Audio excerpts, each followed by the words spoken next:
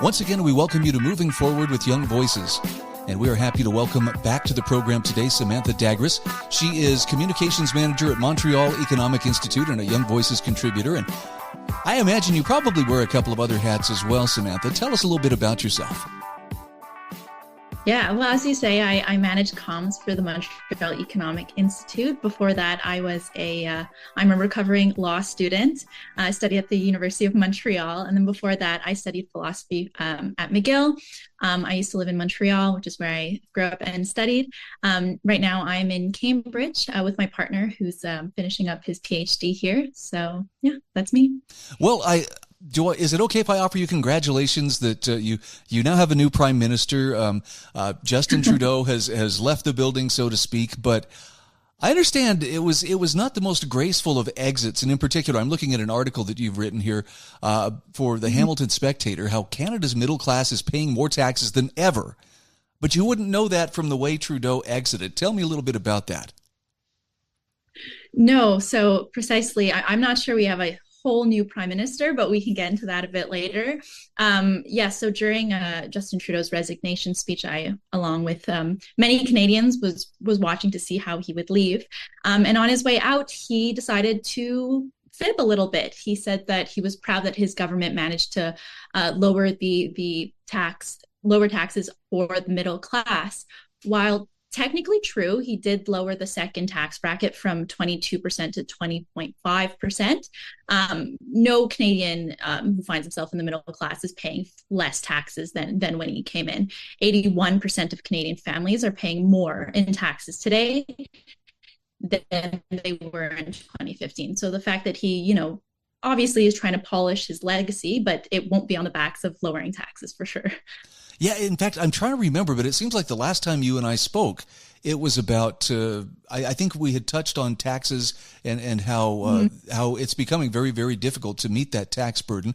What were some of the ways that people find themselves still under a heavy tax burden, particularly in the Canadian middle class? Yeah, well, last time we spoke, the federal government announced an increase on the capital gains tax, which I'm sure they will say only impacts the very wealthy. But Canadian economist Jack Mintz found that it'll actually impact 1.26 million Canadians, right? Because it's a tax on not only just innovation and productivity, but retirements, people who've worked really, really hard and want to benefit from that when they're older. The policy is so unpopular that his successor, Mark Carney, has basically pledged that he's going to scrap it altogether. Other Liberal candidates at the time also said that they were going to scrap it, along with, a carbon tax. So during his tenure, he introduced a consumer-based carbon tax, which increases the price of goods, of course. And his successor has also said that he's going to scrap that altogether. So that just goes to show how unpopular his tax policy was. What about some of the tax credits that were eliminated during Trudeau's time in office? Yeah, so the big one was income splitting, which I'm not sure if you have this in the States, but in Canada, this really helped families basically make ends meet, right? If you had one member of your family that was making a lot, they would be able to split the income between both parents. This allowed a lot of people to stay at home, raise kids, whatever it may be. And he came and eliminated that, basically saying that it only benefited rich people, which is not true. He introduced the child benefit credit. Basically, the only win, if you look at the Globe and Mail editorial board, which is our newspaper of record, they said that that's really the only thing that they did that actually benefited people on a large scale. Wow. And yet, what you're describing here that Trudeau did on his way out. But in the meantime, look at my legacy, look at the good things I did. This sounds like what most politicians tend to do. Anything that they can try to spin in their favor, and don't forget all the favors that I did for you, but they'll never talk about the things that actually made things more difficult. You mentioned we may have kind of a new prime minister. That sounds like maybe a little bit of reluctance, even though Trudeau is gone now. Talk to me a little bit about the person who's taking his place. Yeah, so it's a individual named Mark Carney. He has an illustrious career as a basically a lifetime bureaucrat. He was the governor of the Bank of England. He worked for the Bank of Canada, and then put his name in the ring, obviously, for Liberal leader and now de facto prime minister. The reason I say it's not much of a new prime minister is because besides scrapping the capital gains tax, even on the carbon tax front, he said that he's going to remove it for consumers, but then introduce a carbon tariff for businesses. I'm sure your listeners can agree that, adding a tax to businesses doesn't mean that the businesses will pay for it. Those get passed on to consumers. On his way out, he also, lauded Justin Trudeau's record. It's clear that he's not the change candidate. It's very unclear as of now how he would govern differently than Justin Trudeau. So that, we're about to have an election, so I'm sure differences will be articulated, but as of right now, it's super unclear. So you've exchanged the millstone around your necks for an albatross. Okay, figuratively speaking. No, but you mentioned in your article that tax burden is very real. And for instance, talk to me about Tax Freedom Day. Yeah. What do you mean by Tax Freedom Day? Yeah, of course. It's a day basically where Canadians start working for themselves instead of the government. The tax burden is so high in Canada that basically for half the year until June, Canadians are working for the government. All the money they're getting, they have to fork over, which is patently absurd, frankly. The government under Trudeau has seen a huge expansion. We've hired 100,000 new bureaucrats, which may not sound a lot to Americans, but, we're only a country of 40 million people. To add that many people to the bureaucracy and to see that services haven't even gotten better. You can poll Canadians. They're very unhappy with the level of services they've received. They think they're overtaxed. In fact, MEI did a poll and we found that 72% of Canadians say that they're not really getting their money's worth. And amongst younger people, the so-called benefactors of this, expansionist government, 77 said they were paying too much. So really, we're paying more, getting less, and this government had the gall to tell us that actually we've been giving you relief. Wow. Well, I can understand why you might be reluctant to believe the assurances. Really, this is for your own good, and we're really doing you a favor here. It probably doesn't feel like that in your pocketbook. Talk to me a little bit about the growing tariff war between the U.S. and Canada.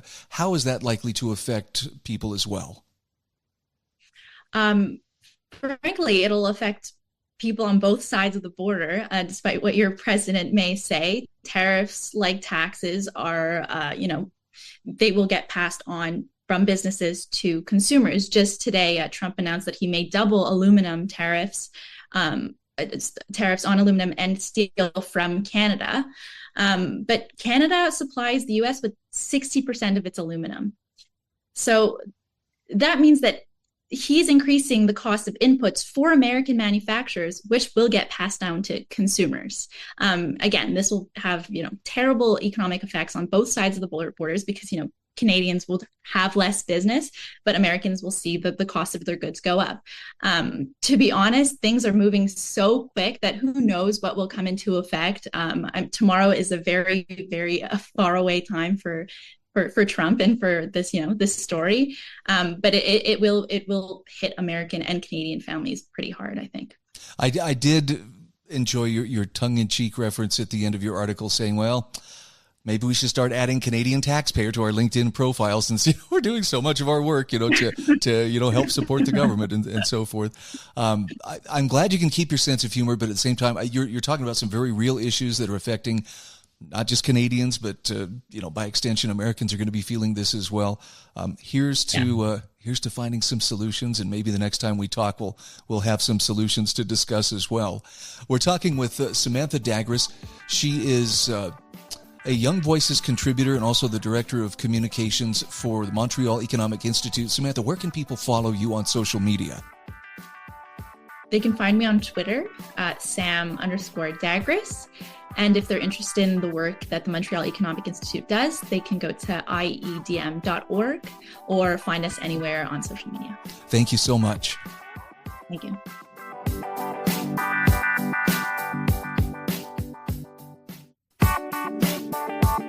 And we are back on Moving Forward with Young Voices, and happy to welcome Agustina Sosa back to the show. Exactly. Agustina, we've had you on the program before, but for people who are meeting you for the very first time, would you take just a moment to tell us a little bit about yourself? Hi, everyone. My name is Agustina. I am Argentinian, living in Argentina, in fact, Buenos Aires. I'm a specialist in foreign affairs and communication, and I am contributor of the Young Voices program. So thank you, Brian, for having me. I'm grateful to have you here. This is kind of a touchy subject, only because anti-Semitism, I find very few people who are neutral or lukewarm on this. They tend to go pretty hard to one side or to the other, but there's no doubt there's a lot of anti-Semitism talk and people looking for solutions. I'm looking at an article you've written for realclearworld.com to stop anti-Semitism, find the source. And let's talk a little bit about some of the examples of anti-Semitism that we're seeing, and then we can talk about some of the solutions. Yes, definitely. Well, when I decided to write about this, first of all, I wanted to understand why this new wave of anti-Semitism. The first thing that I discovered is that this animosity against Jew people, it's generated the one that day when Hamas attacked Israel, but that wasn't exactly the situation that caused all this rage against Jew people. It was, in fact, the defensive response of Israel. People, anti-Semitist people, were, in fact, mad because Israel decided to defend the territory and their people. So I started thinking this new wave of anti-Semitism like narrative. In communication, is a pretty common expression that we use, and a narrative is essentially a change of facts and events that are always trying to share information, definitely, but they're always trying to install some perception of those facts and events. So I discovered that this new this new wave of anti-Semitism, it's working like a narrative. So I'm going to ask you, this is kind of a pointed question, but I sincerely, I want to understand, how can a person distinguish between legitimate criticism of the Israeli government, which I feel like sometimes the Israeli government is very heavy-handed, without falling into the narrative, therefore all Jews are bad or all Jews are evil, because it seems like, on the one hand, there could be some validity to Israel's government being heavy-handed at times versus the Jews have no right to have a homeland or to exist. Exactly. What I think it's that the thing with Israel, it's that, or anti-Semitism, for being precise, it's not something new. It's not new. It's not a phenomenon that we or people invited a couple of years ago. I understand that anti-Semitism, it's like geological layers. It's always changing, so it's always muting, and sometimes add some elements, and sometimes they decided to delete another ones. May I ask this?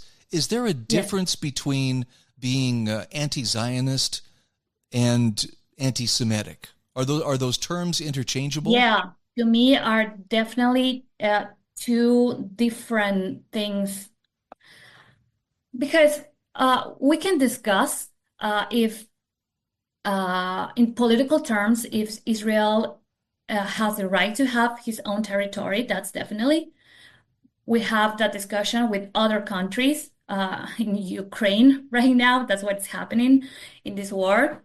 But anti-Semitic, it's something completely different, because in that case, it's like we are questioning or asking question if Jewish people should exist or not.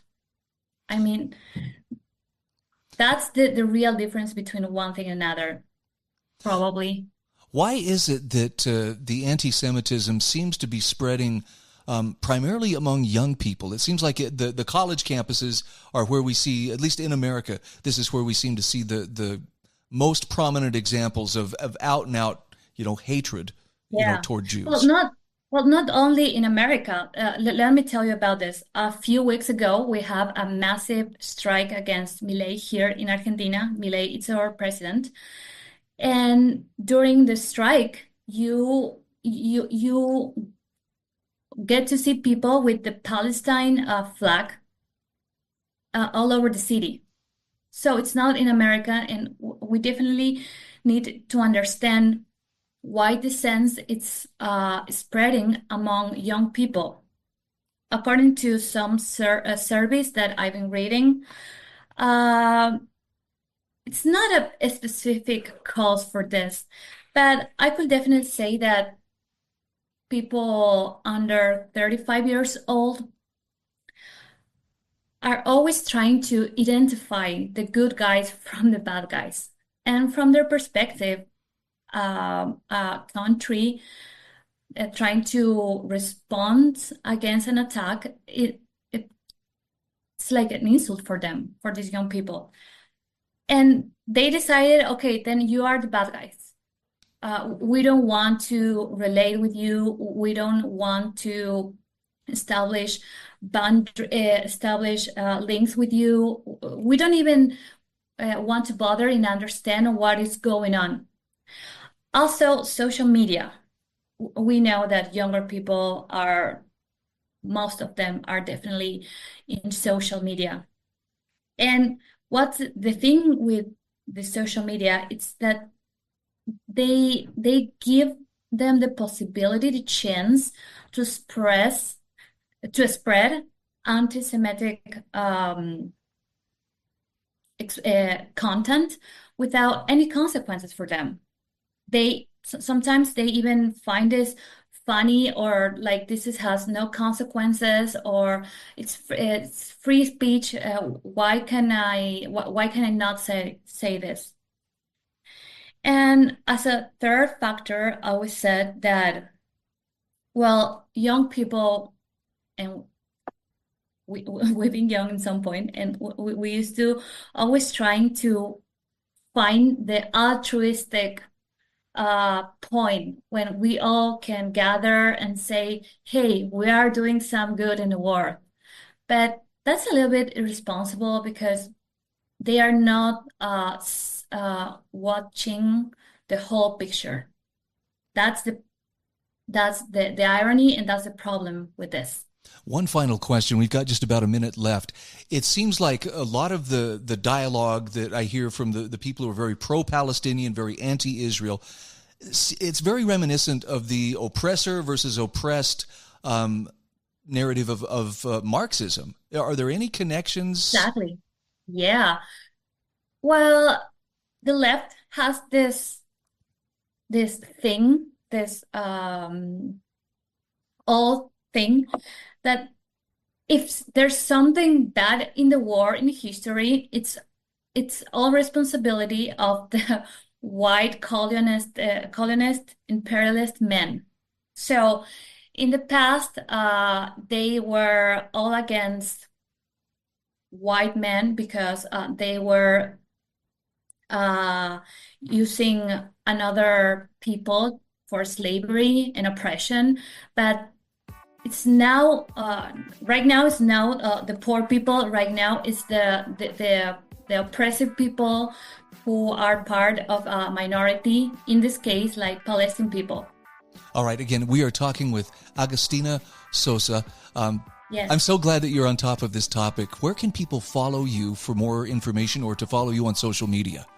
Well, I have my Substack. I invite you to follow me as Citadina Substack. And also I am on X, like Hey Nina. And we are back. This is segment 3 of Moving Forward with Young Voices. And I'm happy to welcome a new contributor today. His name is Abdullah Hayek. Abdullah, welcome to the program. Since we're meeting you for the very first time, please take a moment to tell us a little bit about who you are and what you do. Thank you, Brian. It's great to be here. My name is Abdullah Hayek, and I'm a contributor with Young Voices. I currently serve as an independent Middle East analyst and consultant based in Washington, D.C. My experience has been recently honed with the Washington Institute for Near East Policy, where I recently focused on the military, political, and economic affairs of the Levant, Iraq, and the Arabian Gulf regions. Right now, I'm working with Young Voices, publishing, writing the latest developments in the Middle East, and I'm excited to be here. I imagine that writing about that region keeps you very, very busy. Indeed, it does. It's the most unpredictable region in the world right now, that's for sure. To put it mildly. I'm looking at an article you wrote for realclearworld.com, Diplomatic Masterclass from Jordan's King. And first, before we delve into some of the examples here of diplomacy on the part of Jordan's king, let's talk about diplomacy and the role that it needs to play in how nations of the world relate to each other, because it seems like there's a lot of conflict. Is there still a place for diplomacy in our world today? Absolutely. The wisest of decisions are those that are done in a diplomatic manner. I believe that diplomacy and dialogue are the integral behaviors that we must take to avoid conflict and dragging the world into relentless turmoil. Unfortunately, the Middle East sees a bit of both. There are attempts of diplomacy that are usually resolved and those that are not. Currently in the Middle East, the most profound issue concerning the Middle East is the Israeli-Palestinian conflict that is entering its 8th decade. Numerous wars have been erupted to solve this issue, but all have failed miserably. And for the past 3 decades and a half, the Arabs have taken the path of diplomacy, seeking to end this conflict in a peaceful and diplomatic manner, ensuring that they establish a Palestinian state on the borders of June 4th, 1967, living side by side in peace with the state of Israel. But unfortunately, there have been numerous obstacles over the past 3 decades to help establish that. But thankfully to the Trump administration, although controversial, but they have actually taken steps to address this issue and resolve it. Tell me a little bit about this meeting that took place on February 11th of this year between the King of Jordan and President Trump. Well, I think that the most important thing to mention is that this is the 4th time that the King of Jordan has been the first Arab leader to be invited to the first White House. This is a symbolic honor for the King of Jordan, as he is the first Arab leader to meet with the White House. And regarding this particular meeting, it's different because it doesn't discuss the traditional bilateral U.S.-Jordanian relationship. It discussed mainly the events happening in Gaza. But a week before that, please go ahead. Yeah, this is shortly after President Trump had made comments there with Israeli President Netanyahu about, well, the U.S. is going to take over the Gaza Strip and maybe, turn it into the Riviera of the Middle East. That I know that shocked a lot of people, myself included. Can you give me an idea what kind of shockwaves did that send through the Middle East when President Trump said that? Absolutely, it was a complete nightmare, Brian, especially for the King of Jordan. Now, Jordan is unique among many other Middle Eastern nations. It can be described as a rose garden amongst raging volcanoes. It borders Syria to the north, Iraq to the east, the Israelis and the Palestinians to the west, and the Saudis to the south. It is a beacon of stability and peace. And it has absorbed refugees ever since it was established in the 1940s. It has millions of Palestinian, Syrian, Iraqi refugees. It is not an oil-based economy, which means it depends heavily on foreign aid to be able to provide services to these refugees, nonetheless their own citizens. And when the President of the United States, the number one ally of the kingdom, proposes a a plan to solve the Gaza plan, the Palestinian issue at Jordan's expense, it sends real bad shockwaves to the palace, because when it comes to Jordan, the relationship between the people and the king stems from political victories that the king can deliver. And this has definitely been one, as has been his feat. What's important to note that the plan itself, although commendable in essence, the content was extremely outrageous for many in the region, especially for the Jordanian monarchy and the government. It is just simply unaccording, especially in the 21st century, to displace 2 million people. Obviously, the manner in which the Israelis conducted the war in Gaza has been through stages, starting from the north and then moving to Khan Yunis and then eventually to Rafah.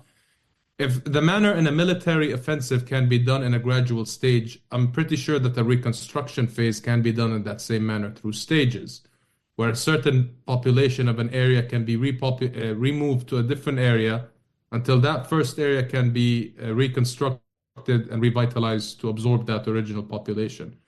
And certainly that's a plan that the Arab League mentioned and proposed on March 4th in Cairo. But I think I'm getting a bit ahead of myself. And let's go back to the meeting in February.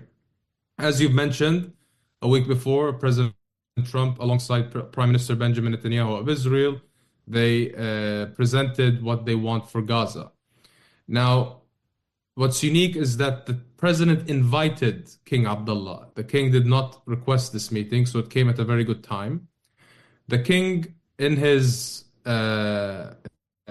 sitting with the president in the Oval Office, maneuvered that conversation in an extremely diplomatic and professional manner, avoiding an outcome that could have been similar to that of President Emmanuel Macron of France, in which it was a very tense meeting with President Trump, and especially that of President Zelensky, in which it became pretty offensive. So the king was able to, to actually get President Trump to shift on a couple of very important items. Talk to me about how he did that, and what was he able to come away from that meeting accomplishing? It was a reflection of his balancing manner, in which he doesn't alienate either side. And when I mean either side, I mean his number one ally, the United States, and of course his people and the region as a whole. What he delivered in that meeting was that they are going to work in everyone's interest, especially that of his country. And Jordan is a major non-NATO ally, so it is important to realize that Jordanian interests are American interests in the region. And although the king did not accept directly the Trump proposal, he did offer a charm in which the kingdom would absorb 2,000 ill children from the Gaza Strip as a step to enhance. And that was welcomed by the president and thus delivered a victory for the king. It makes me happy to hear of an example like this, just because, as you mentioned, there have been actually, a number of meetings that have not gone well or have become kind of a dust up. And I'm curious, where did the king learn this diplomacy? Was he schooled in this? Was it just on the job experience? Well, King Abdullah has been king for 26 years now. He's the longest serving Arab head of state right now in the region. He grew up beside his father, the late King Hussein of Jordan, who was a masterclass diplomat and statesman and peacemaker. And the Hashemite monarchy, throughout its inception in the 20s, the modern state of the Emirate of Transjordan, have relied their existence and their prosperity and their survival on making sure that no hostilities are opened and striving for peace. We are talking with Abdullah Hayek. He's a contributor with Young Voices. Where can people follow you on social media? I can be followed on X on ahayek99. Thank you very much, Brian. It's been an absolute honor being here. Thank you. And thank you.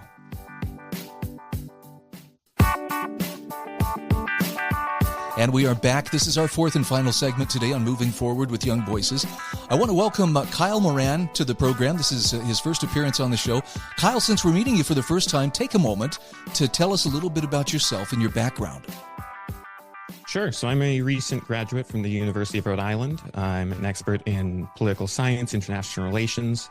I've worked with the American Enterprise's Critical Threats Project as an Iran analyst. And I've also been a freelancer writing for various publications on foreign affairs. We've got a great topic to discuss. At least if anybody saw the meeting between President Trump and Ukrainian President Volodymyr Zelensky here a couple of weeks back, I know it's been on a lot of people's minds, and a lot of commentators have spoken of it. I have to say, even for myself, watching that take place, I was going back and forth between uncomfortable and incredulous as I watched that unfold. Now, your article is titled, Zelensky just gave a masterclass on how to lose a negotiation. Where would you like to begin to set the stage for what happened during that meeting and what we can learn from it? To be honest, it was just such an amateurish move on Zelensky's part. Politicians who are not even especially renowned for their finesse on these subjects, such as Keir Starmer in the UK, even knew how to win Trump over. When Prime Minister Starmer visited earlier that same day, he brought a letter from the king inviting Trump to this grand, elaborate state visit, which blew Trump away. So Trump is somebody who you really have to give praise to almost and flatter. And not to defend that or say that that is a good thing, but it is how it works. And any entry-level diplomat should be able to recognize this. So for Zelensky to enable such a heated debate to go on international television was just mind-blowing to me. Yeah, I don't think I have ever seen two heads of state yelling at each other like that in any situation. And for sure. So let's talk a little bit about he was there to negotiate. We can start with either what he did right or just go right to what he did wrong and what we can learn from it. Well, given how short the overall meeting was, he ended up getting kicked out the same day. I'll just jump to what he did wrong. From the beginning, he is known for wearing that more laid back outfit since the war broke out. That is kind of his thing, but it still is a very casual appearance. And as he was walking into the White House, Trump even commented on it. He goes, "Oh, you're all dressed up today." So that from the beginning, it kind of got off to a rocky start. And then throughout the interview or throughout the press conference they were giving, there were several instances where Zelensky was praising European partners. And Trump was like, "Oh, actually, I don't think they've been doing that much." And Zelensky was like debating him almost. And so Trump at one point steered it back on course. But eventually, once Vice President Vance asked his now infamous question, then it really just fell off. Yeah, I don't know if national leaders or people who go out to represent countries, I don't know if all of them have diplomatic training. I know there are some who work for the State Department that go through, diplomatic training, but it seems like there's got to be an entry-level amount of skills that you would want to use, when you're meeting with someone in a position of power.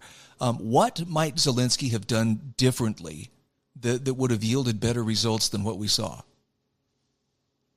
Simply to realize the situation that he's in and that what he is asking from the United States, namely, which is a U.S. backstop, in the meaning that if there is a international peacekeeping force along the border between Ukraine and Russia, if there was some violation of that on the Russian side, the Europeans are very insistent that there needs to be an American backstop. This, in large part, has to do with the state of European militaries. They know that if things really get heated, they'll need the threat of the U.S. intervening to prevent something like that from happening. But what Zelensky is essentially asking from President Trump is the guarantee that he will send American soldiers to die for Ukraine's sovereignty. So when you come to the White House with such a demand or a request, you may want to be a little bit more diplomatic in your approach. Right. Well, and Trump clearly has a different perspective than his predecessor had on the stakes of what's going on in Ukraine, and it seemed like the Biden administration took a very hard line of the only acceptable thing is Ukraine wins this thing. Trump for a long time has talked about, look, the reality is you are not going to win a war against Russia, so let's get to the negotiating table and work out something. Neither side is going to be completely happy, but the negotiating table is where we should be able to bring this to an end. And it sounds like Zelensky was not having any of it.